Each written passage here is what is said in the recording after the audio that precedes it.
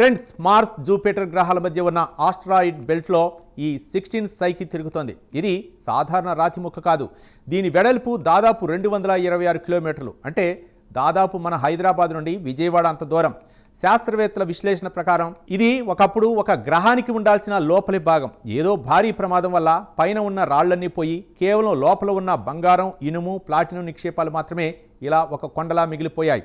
NASA space machine ప్రకారం ఇది మన సౌర వ్యవస్థలోనే అత్యంత ఖరీదైన వస్తువు.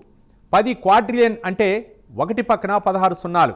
భూమి మీద ఉన్న మొత్తం సంపదను కలిపిన ఈ ఆస్ట్రాయిడ్ విలువలో 1% కూడా ఉండదు.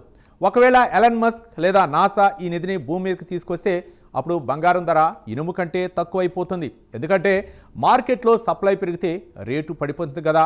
అప్పుడు మనమందరం బిలియనీర్లో అవటం పక్కన పెడితే ప్రస్తుత ఆర్థిక వ్యవస్థ మొత్తం కొప్పుకూలిపోయే ప్రమాదం ఉంది. అందుకే నాసా దీన్ని నిధి కోసం కాకుండా భూమి ఎలా పుట్టిందో తెలుసుకోవడానికి పరిశోధిస్తున్నామని చెబుతోంది.